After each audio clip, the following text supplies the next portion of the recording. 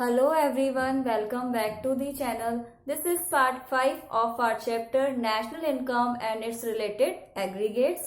आज हम करेंगे रियल जीडीपी और नॉमिनल जीडीपी में डिफरेंस। और क्योंकि अब ये रियल जीडीपी और नॉमिनल जीडीपी की बात हो रही है तो इससे पहले हम जीडीपी का मीनिंग क्लियर कर लेते हैं। जीडीपी का क्या मतलब होता है? जीडीपी की फुल फॉर्म है ग्रॉस डोमेस्टिक प्रोडक्ट। और हम ये जो प्रोडक्ट है ये किस वैल्यू पर कंसीडर कर रहे हैं? मार्केट प्राइस पे। GDP at MP. GDP actually में है क्या? GDP is the final value of goods and services produce with in a domestic territory of a country in a year.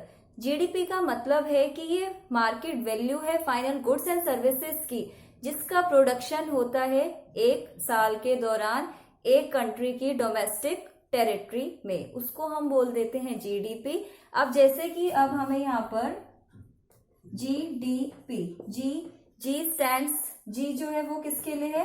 Gross. Gross में क्या included है? Depreciation. D stands for domestic. Domestic territory की बात हो रही है कि हाँ जो प्रोडक्शन है फाइनल गुड्स एंड सर्विसेज का वो हमारी डोमेस्टिक टेरिटरी में होगा। और पी है प्रोडक्ट। प्रोडक्ट में गुड्स भी आ जाते हैं, सर्विसेज भी आ जाता है, लेकिन हमें ये ध्यान रखना होगा फाइनल गुड्स एंड सर्विसेज को हम इंक्लूड करते हैं।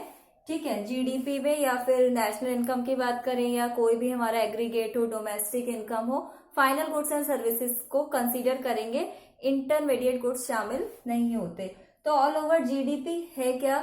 Market value of final goods and services है जिसका प्रोडक्शन हमारी डोमेस्टिक टेरिटरी में होता है। ये तो हमने जीडीपी का मीनिंग क्लियर कर लिया।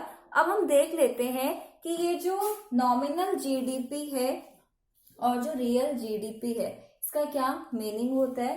ठीक है, तो firstly nominal GDP.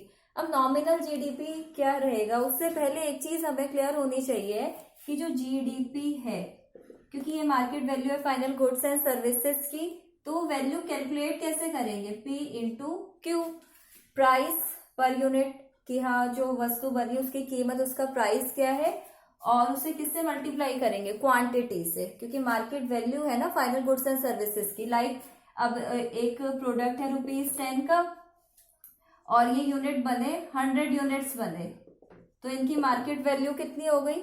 Market value कितनी हो गई? 1000 रुपए। इसी तरीके से हम जीडीपी को कैलकुलेट करते हैं, तो प्राइस और क्वांटिटी का मल्टीप्लीकेशन, हमारी कंट्री में जितने भी गुड्स एंड सर्विसेज बनते हैं उनका एवरेज प्राइस लेवल लेकर क्वांटिटी से हम मल्टीप्लाई कर देते हैं और हमें मिल जाता है फिर जीडीपी। अब हमें क्लियर क्या करना है यहाँ पर कि जीडीपी, नॉमिनल जीडीपी क्या होता है? नॉमिनल जीडीपी का मतलब है when the final goods and services produced in a year. Final goods and services produce हुए एक ईयर में, यहाँ तक तो जीडीपी की डेफिनेशन हो गई।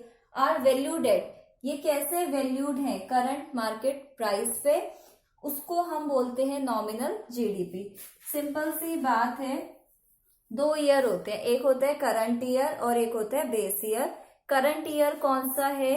जो ईयर अभी प्रिवेलिंग है, जो ईयर चल रहा है उसको हम बोलते हैं करंट ईयर। जिस ईयर के लिए हम कैलकुलेशन कर रहे हैं प्रोडक्शन कि कितना प्रोडक्शन हुआ, ईयर जो भी ईयर चल रहा है उस ईयर को क्या बोलेंगे? Current year. और बेस ईयर क्या होगा?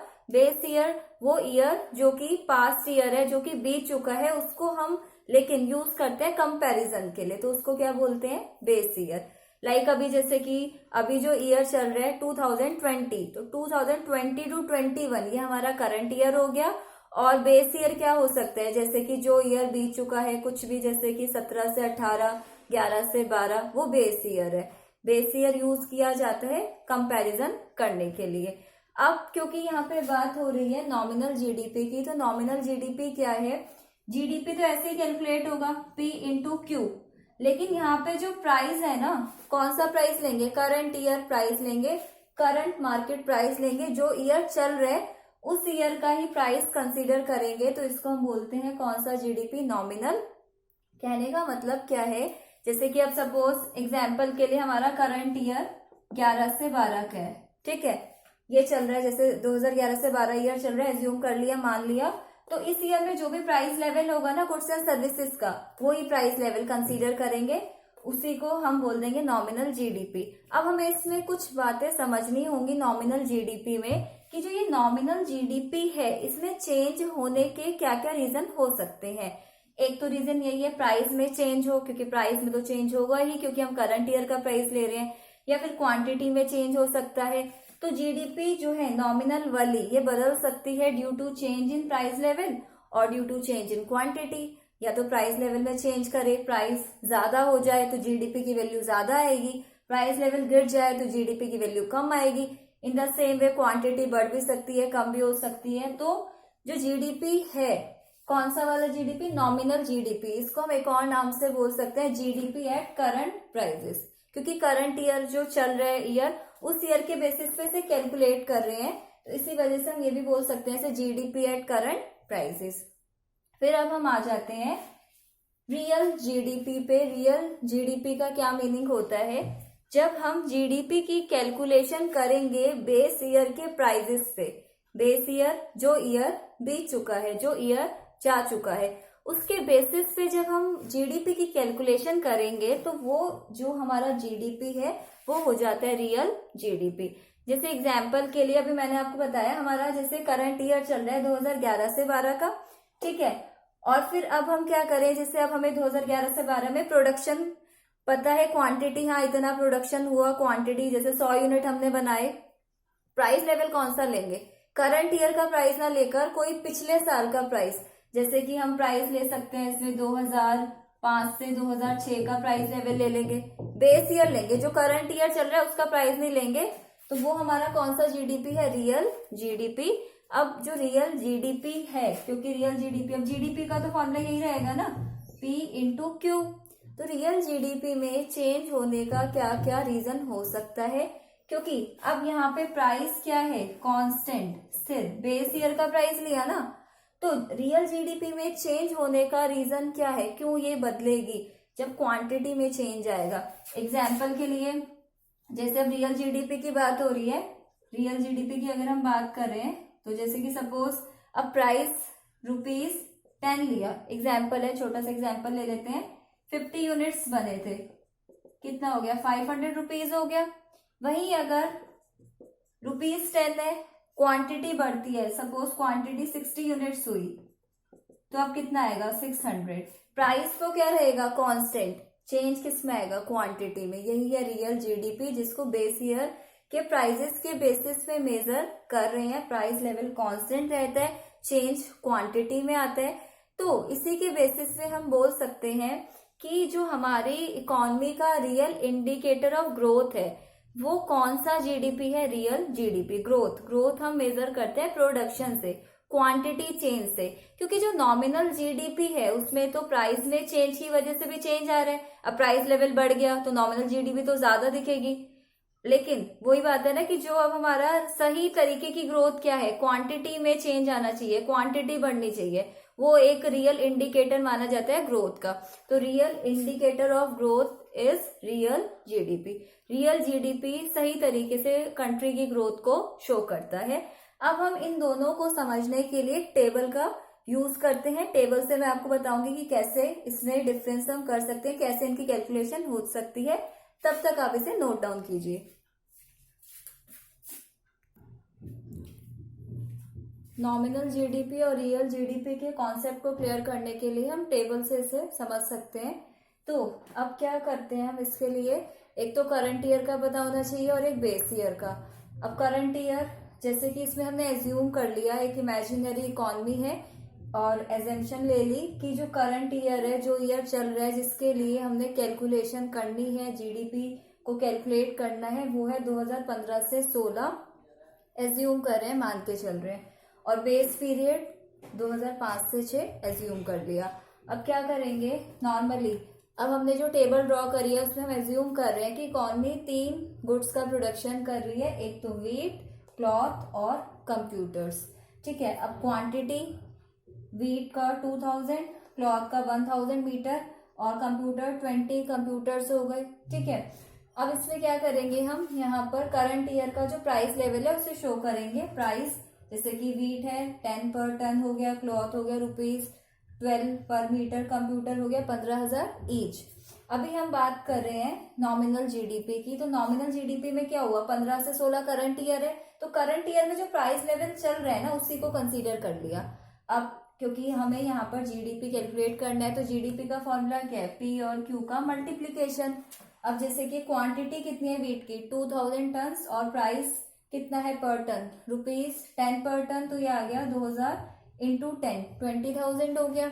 ऐसे ही सेम फॉर क्लॉथ, 1000 इंटू 12,000 हो गया। कंप्यूटर 20 कंप्यूटर बने और एक कंप्यूटर 15,000 का है, तो टोटल कितनी वैल्यू हो गई, कितनी वैल्यू आएगी, ₹3 लाख। अब जैसे ये 20,000 है, 12,000 है, 3 लाख है, जब टोटल ऑफ वैल्यू करेंगे then we will get nominal GDP, तब हमें मिलेगा नॉमिनल जीडीपी। और नॉमिनल जीडीपी आएगा फिर 3,32,000 रुपीज। ठीक है, तो ये कौन सा जीडीपी है, नॉमिनल वाला। अब हम आ जाते हैं कौन से जीडीपी पे, रियल जीडीपी। रियल जीडीपी में क्या हुआ, बेस पीरियड, क्वांटिटी तो यही है क्योंकि हम कैलकुलेशन कर रहे हैं 15 से 16 के लिए जो ईयर चल रहे हैं। लेकिन जब हम बात करेंगे रियल जीडीपी की, तो जो करंट ईयर का प्राइस लेवल है 10, 12, 15,000, ये नहीं लेना, हमें कौन सा प्राइस लेना है, बेस ईयर, जो ईयर बीत चुका है। एक बेस ईयर चूज कर लिया जाता है, उसके बेसिस पे कंपैरिजन होता है। लाइक अब हमने इसमें एग्जांपल में ये एज्यूम करें बेस ईयर है 2005 से 6, जो 2005 से 2006 के बीच जो प्राइस था ना इन गुड्स का, वो कंसीडर कर लिया। एग्जाम्पल के लिए वीट का कितना मान लिया, 6, और क्लॉथ ₹8 पर मीटर हो गया, कंप्यूटर का 10,000 ईच हो गया। ठीक है, क्योंकि पहले का टाइम पीरियड था, प्राइस लेवल तो कम होगा, जैसे जैसे टाइम आगे बढ़ रहा है प्राइस लेवल बढ़ते जाते हैं। तो अब क्या करेंगे, 2000 की क्वांटिटी है किसकी, वीट की, प्राइस लेवल बेस पीरियड का कितना है 6, 2000 इंटू 6 कितना हो गया 12,000। फिर ऐसे ही क्लॉथ 1000 इंटू 8 कितना आया 8,000। फिर कंप्यूटर है 20 कंप्यूटर बने, और अब जो बेस ईयर का प्राइस है वो कितना है 10,000। जब इनका मल्टीप्लीकेशन करवाएंगे तो कितना आ गया 2 लाख। क्या समझ आ रहा है कि जो हमारा रियल जीडीपी है उसमें बेस ईयर का प्राइस कंसीडर कर रहे हैं, करंट ईयर का प्राइस लेवल नहीं लेना। क्वांटिटी तो यही हो गई, चेंज किस में आ रहा है, प्राइस में। यहाँ पे करंट ईयर में तो करंट ईयर जो प्राइस चल रहा है, जिस ईयर की बात हो रही है उसी का प्राइस लेवल ले रहे हैं। लेकिन जो रियल जीडीपी है उसमें जो ईयर पास्ट ईयर है, जो ईयर बीत चुका है, उसको हम कंसीडर करते हैं कंपैरिजन करने के लिए। अब जो ये यहाँ पर हमने बेस ईयर के बेसिस पे जीडीपी कैलकुलेट करी, ये कौन सी जीडीपी है, रियल जीडीपी। अब टोटल कितनी वैल्यू आ रही है 2,20,000 रुपीज। अभी जो यहाँ पर नॉमिनल है वो 3,32,000 आती है, और जो रियल है वो 2,20,000 आ रही है। कितने का डिफरेंस है, 1,12,000 रुपए का। तो क्या क्लियर हो रहा है कि जो हमारी ये जो नॉमिनल जीडीपी है वो ट्रू पिक्चर शो नहीं करती, इकोनॉमिक ग्रोथ को सही से नहीं दिखा पाती। कितना ये ज्यादा आ रहा है, रीजन प्राइस लेवल की वजह से, प्राइस लेवल ज्यादा है इसी वजह से। जबकि रियलिटी जो है, हमारी जो रियल इंडिकेटर ऑफ ग्रोथ है वो कौन सी जीडीपी है, रियल जीडीपी। तो इकोनॉमिस्ट इसी ग्रोथ का, इसी जीडीपी का यूज करते हैं इकोनॉमिक ग्रोथ को मेजर करने के लिए। अब हमने दोनों को समझ लिया, अब हम इनका टेबल फॉर्म में डिफ्रेंशिएट कर सकते हैं। तो देखिए वो कैसे होता है, तब तक आप इसे नोट डाउन कीजिए।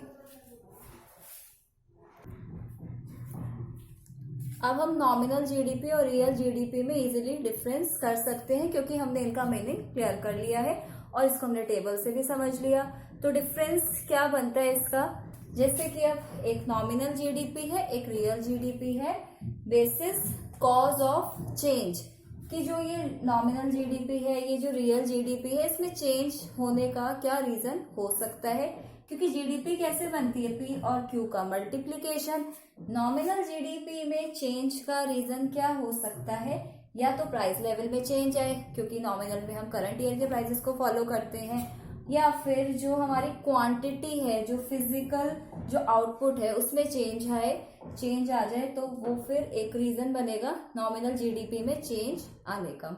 ठीक है, जबकि रियल जीडीपी की अगर बात करें तो इसमें सिर्फ आउटपुट में चेंज आ सकता है, क्वांटिटी चेंज कर सकती है, बढ़ सकती है, घट सकती है, but there will be no change in prices. Prices में कोई चेंज नहीं होगा, प्राइस लेवल कांस्टेंट रहता है, क्योंकि हम बेस ईयर के प्राइसेस को कंसीडर करते हैं किसमें, रियल जीडीपी में।